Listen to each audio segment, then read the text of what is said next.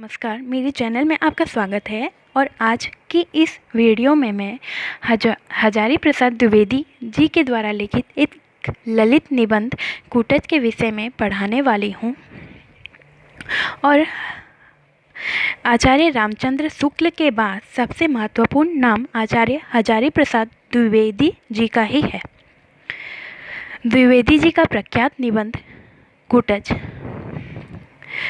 एक पौधा है, अर्थात इस पौधे के माध्यम से उन्होंने मनुष्यों के जीवन में वर्णित बहुत सी घटनाओं का या मनुष्य के व्यवहार के विषय में वर्णन करने का प्रयास किया है। कूटज पहाड़ों पर उगने वाला एक पौधा है।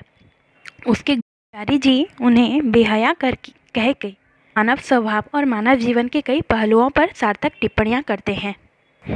हजारी प्रसाद एक प्रख्यात रचनाकार और आलोचक हैं। हिंदी जगत में उनकी प्रतिष्ठा इतिहासकार, आलोचक, निबंधकार और उपन्यासकार के रूप में होती है। अशोक के फूल, विचार प्रवाह और कूटज उनके निबंध संग्रह हैं। कूटज एक ललित निबंध है। कूटज एक वृक्ष है जो पुष्पों से भरा होता है। वे कूटज निबंध के द्वारा समाज के बहुत से पहलुओं पर प्रकाश डालते हैं।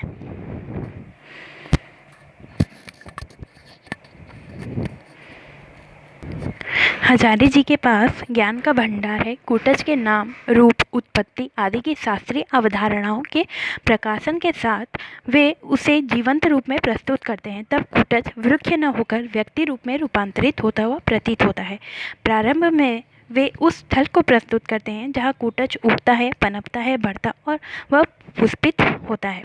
वह स्थान है शिवालिक श्रृंखला, हिमालय की निचली पहाड़ियाँ। वे शिवालिक का अर्थ बताते हैं शिव के जटाजूट, अर्थात शिव के बाल का निचला हिस्सा। शिव की जटा ही इतनी सूखी, नीरस और कठोर हो सकती है। वे बताते हैं जहाँ कूटज उगता है वहाँ हरियाली नहीं होती। वे ऐसे स्थानों पर पनपता है जहाँ पर धूप भी सूख गई होती है। काली काली चट्टानों के बीच थोड़ी रेती है जहाँ कूटज उगता है। यहीं कूटज पनपता है, बड़ा होता है।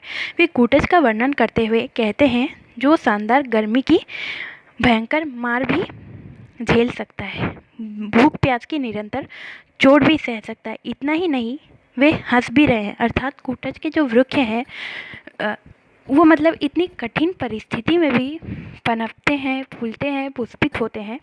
वे जितनी भी कठिनाइयाँ होती हैं, पहाड़ों के बीच पानी नहीं होता, फिर वे उस इतने कठिन स्थानों पे उगते हैं, पनपते हैं तथा वे साथ ही हंस भी रहे हैं। अर्थात वे ऐसे जगह पर खिल कर भी खुश हैं।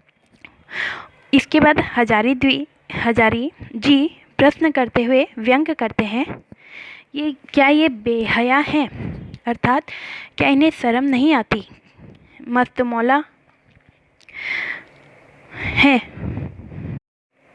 हजारी जी उन्हें मस्तमौला इसलिए कहते हैं क्योंकि वे इसके द्वारा ये बताना चाहते हैं कि जो लोग हमें ऊपर से बेहया या मस्तमौला दिखाई देते हैं, वे अंदर से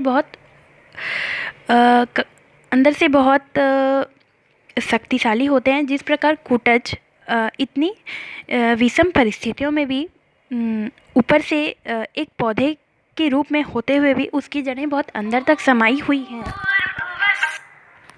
उसी प्रकार जो मस्तमौला इंसान दिखाई देते हैं, उनकी जड़ें भी या उनका अनुभव जो होता है वह भी बहुत ऊंचे दर्जे का होता है। उनकी जड़ें, वे समाज को बहुत अच्छे से जानते हैं और उनका अनुभव भी बहुत गहरा होता है। तथा वे कहते हैं कूटज पाषाण की, अर्थात पत्थरों की, पहाड़ों की छाती को चीरकर, अर्थात अपनी जड़ें इन पहाड़ों के बीच में समाकर या अपने जड़ों को उनके अंदर से वे पानी खींचते हैं, खाना खींचते हैं। अर्थात वृक्ष इन पहाड़ों के अंदर अपने जड़ों को घुसाकर उससे उन पहाड़ों के बीच से पोषण खींचकर फलते फूलते हैं। कूटज के पौधे के द्वारा हमें यह संदेश देते हैं कि जब एक छोटा सा पौधा इतनी विषम परिस्थिति में भी फल फूल सकता है, तो मनुष्य के पास सब सुविधाएं होते हुए भी वह इतने दुख में क्यों रहता है।